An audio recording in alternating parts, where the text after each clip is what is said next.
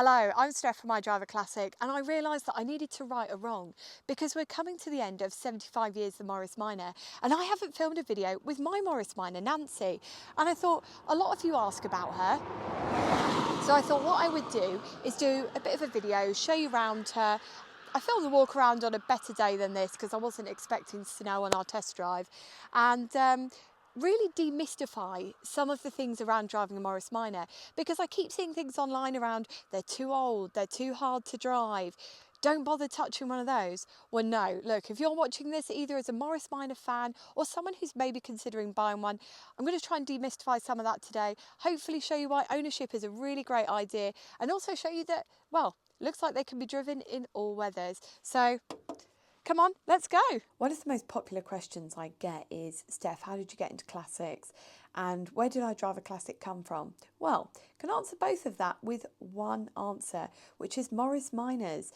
Now, in the early 2000s, I really wanted a classic, and I looked at all sorts. I looked at minis, which seemed impractical because I was the only one that could drive and needed to fit everybody in. I looked at Anglias, but I can't remember why I didn't pick an Anglia. And anyway, in the end, I settled on a Morris Minor because I picked up a copy of, and I can't remember if it was Classic Car Weekly or Practical Classics, and they'd done a piece on classics that were worth owning. And they'd said that a Morris Minor was really good because you could get all the bits and pieces. And I saw an advert for Charles Wares, went on to Charles Wares, ended up buying a Morris Minor, and it was awful. And it used to let me down constantly, and it was just such a nightmare. But I was at university at the time, so it didn't really matter too much because I could get buses living in central Leeds. And at university, we had to do a project designing a car brand, and I called mine I Drive a Classic. And that's where I Drive a Classic came from. I actually got a terrible mark for the project, by the way, and they said that I Drive a Classic wasn't a very good brand. So I might actually take that back to university and ask for it to be regraded, because let's face it, I don't think it was the 2.2 that they gave it. Anyway, my love of Morris Minors continued even though Martha was horrendously unreliable. And then we skipped to the end of university and I get my first job, and I'm working 26 miles away from my house, because even though I lived in central Leeds, I ended up working at the Bon Marché head office in the marketing team. I loved that job. Still one of my favourite jobs to this day. It was such a laugh. But what wasn't a laugh was my commute, because that was absolutely dreadful. And very quickly, within the first month, my engine blew up on Martha, and I thought, what on earth am I going to do? Well, I'd had 500 quid, and I thought, right, okay, let's see what's out there. I looked at a DAF 44, I looked at a Marina, I looked at all sorts, actually. I even looked at a Robin. But I didn't want anything modern because I essentially couldn't get insured on it because I was quite young. So I ended up on Pre-Loved, and I ended up finding Nancy.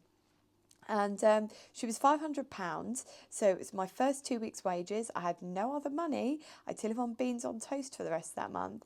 And so I was clutching this £500, and I ended up with Nancy, and I go and see her. And the whole situation is rather chaotic because there weren't many pictures on Pre-Loved. In fact, it was just a worded advert, and it said, cheap Morris Minor, running, needs to be seen. And I thought, that'll do. And everybody said, Steph, you're being an absolute idiot. Because here's the catch that I haven't perhaps mentioned, is that Nancy hadn't been on the road since the late 80s, early 90s. And at this point, it's the early 2010s. So she's had a good 2 decades of not being used. But I only had this £500 and I needed to get to work. And I thought, she's going to have to do. And I just had this weird sixth sense that she was going to be okay. And in fact, I thought, this is probably one of the better cars that I'm going to have owned. And obviously I didn't have much mechanical knowledge. In fact, I pretty much had zero. So it was quite the gamble. But anyway, I turned up and there was this rather fun brush painted car with a drain pipe bumper. And I thought, that'll do. So anyway, got her home, spent 50 quid on the MOT. And here's the thing, after 20 years being off the road, she passed first time. Now, any normal person might think, let's get her checked over. But remember, I've got no mechanical knowledge and I'm a little bit cocky because I'm quite young. And I pressed her straight into service and I took her to the 2012 Morris Minor National Rally. And everybody loved her. She got a hero's welcome. and we had such a laugh. And then I drove it for a few years till 2015. And then I took her off the road, started doing a few bits. And then in 2016, I said, right, okay, let's get her restored. And so this, 2023, is my first year after restoration. She was restored by Andy Sheraton. His details are in the description box below. Couldn't recommend anybody better to restore a car. I'm so happy with her. But as you can see, she's gone from a brush painted car with a drain pipe bumper to a car which actually looks very smart indeed. We've been to France this year, the Isle of Man, we've been around the Goodwood track. We have had the best time. But let me show you her dash and I'll talk you through Morris Minor ownership, because a lot of people seem to think you can't own these cars, and they're completely wrong. Morris Minors are the easiest thing going. Coming inside here, it may look very different to what you're expecting, because the older Morris Minors, or them old ones, as our friendship group call them, in my opinion, offer a wee bit more, and they're more attractively designed. The Jukebox Dash with the gold layout and the clock in the glove box lid and all the rest of it, it all looks so nice. By the time you get to this point, it's all been pared right back, to the point you only even get one glove box lid. But hey, I'm not going to complain, because there's certain things you get on this that you don't get on the later ones. Anyway, look at what we do have. So first of all, we've got the glove box, and inside here you've got all your Morris Minor essentials. I've got my driving glasses, I've got all my paperwork from various road trips, I've got my toilet paper because the window loves steaming up. Surprised not steaming up today, actually. Into the centre here, you've just got your central speedo. Now, you may see this design feature on a modern car, because of course your modern Mini carried it through from the classic Mini into the modern Mini. Coming down from here, you've got your window washers. Now, when I first bought this car, and this is something I hugely miss, this was actually an electric switch like these. But we've gone back to original in the restoration, and it's just, you can see there, it is quite feeble, but it does do its job. Over from there, you've got single speed wipers, you've got your key to centre, side and heads, and you've got your choke there. So it's all really, really simple. And in a standard car, that's all you would get. But I've done a little bit more on this. Well, I've had a little bit more done for me. So in front of me here, you'll see I've got two Smith's gauges. So I've got water temperature and I've got oil pressure there as well. And do you know what? That was one of my absolute must-haves for the restoration on the car, because when you go in and you drive a standard Morris Minor and you're sometimes in traffic and you're trying to gauge if the car is too hot or not, it can be really, really difficult, and you can end up sometimes with things going wrong that you could have prevented if you could have seen that the car was getting hot. So for me, that's an absolute godsend. Coming down from here, you've got your heater. So you've got car, screen and off. And I've seen loads of people moan about these, but they're actually quite good. You've just got to flush it through if it's not running properly. And then this here is something, now I talk about cars being original and keeping originality, but this for me, again, was a must-have on the restoration of the car.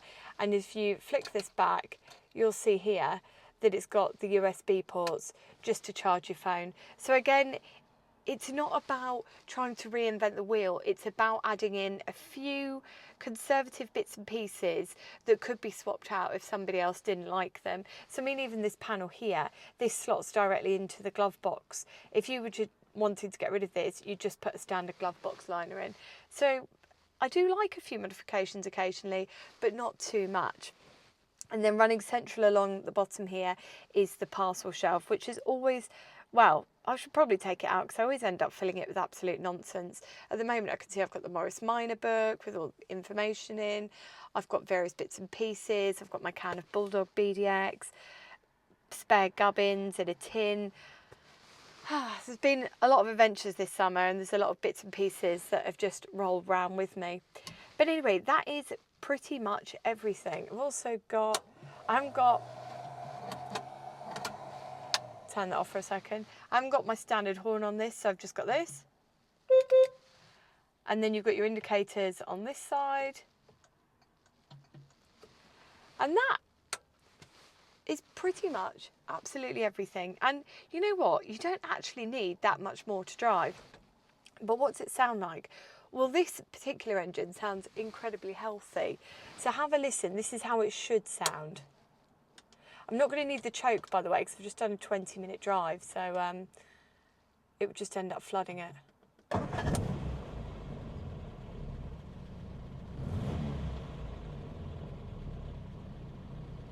God, I love this car. Have a listen from the back as well.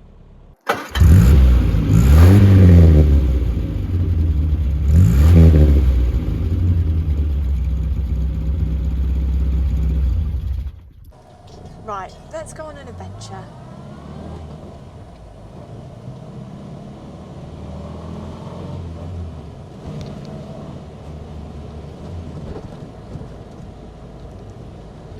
It is so quick to get up into fourth gear in this. It's one of those cars that you can just sit pretty much in third and fourth and you don't have to worry too much. Now, as we whip around these country roads, it strikes me that a lot of people think that stuff like this nowadays, and I keep seeing it online, and it makes me so cross, is people say, oh, they're too old to be driven, oh, they're just so dangerous, and old hat. And it makes me so sad, because Morris Minors are some of the easiest things to drive and some of the most enjoyable things that you could possibly hope to own. And they're so easy to keep on the road as well. So let's try and cover off some of the myths. Well, number one is that people go on and on and on about the original engines, the drum brakes and the seats. So let's tackle that first of all, because I'm running completely standard gear in this. Number one, the seats. Personally, one of my biggest bugbears in life is when people don't seem to investigate why the seats are uncomfortable in a Morris Minor. And if you're watching this and you've got the Morris Minor, you think, oh, my seats look a lot more uncomfortable than those, check your seat webbing underneath. It's just a simple set of straps that crisscross over, almost like a basket weave.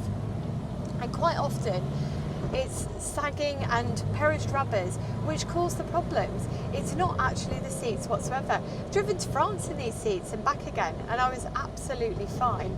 Although I do have a little comfort cushion because I knocked my coccyx a few years ago and it's just never been right ever since. So it does help somewhat to lessen the pain as I drive. Then the next thing is drum brakes, because I constantly see people go on that you can't drive with drum brakes, and it drives me absolutely crazy, because drum brakes is just a case of adapting your driving style. And what I mean by that is and forgive me if you know all about drum brakes, but I know that some people don't. So number one is as you're coming down a hill in a more modern car, you might tend to sit on the brakes a lot more. With a car that's got drum brakes, you shouldn't be doing that. You should be coming down into your lowest possible gear and then kind of almost tapping on and off the brakes as you go. Because what happens is if you sit on the brake, you end up with brake fade. And a lot of the time, people's complaints about drum brakes aren't related to the drum brakes themselves, but the poor adjustment of drum brakes, because that really is usually the biggest culprit of people's discontent with them. The next thing is the engine. Well, when I started driving, which was a very long time ago, the roads were a lot less cluttered and you used to be able to get a lot more speed behind you, and it used to keep up absolutely fine. But today the roads are a lot more cluttered. There's a lot more 20-mile-an-hour zones, 50-mile-an-hour traffic calming measures. With all of that in place, a Morris Minor is a perfect choice, because you're never even going to hit 60, let alone 70 nowadays. Although look, I take this on the motorway all the time, and I'm easily sitting at 65, 70, cruising down the motorway, and my foot's not even flat to the floor. And you know what? I've not even done anything to that 1098, because although it has an unleaded head on it, it is still a low compression 1098 engine. It's not anything special under the bonnet. Now, in terms of the driving, I see all sorts of myths online, from people going on about the steering being heavy to it being really difficult to learn. I guess the first thing I would say is in terms of 60s cars, if you keep on top of your greasing, and grease nipples and greasing is a topic for another day. But again, if you've watched any of my videos on greasing, you'll know that it's really just a case of getting your head around where the greasing points are on the car and getting yourself a grease gun. It's not that difficult at all. As long as you keep on top of that, your steering really shouldn't be heavy. Everything should be absolutely fine. So as you can see here, it's pretty responsive as well.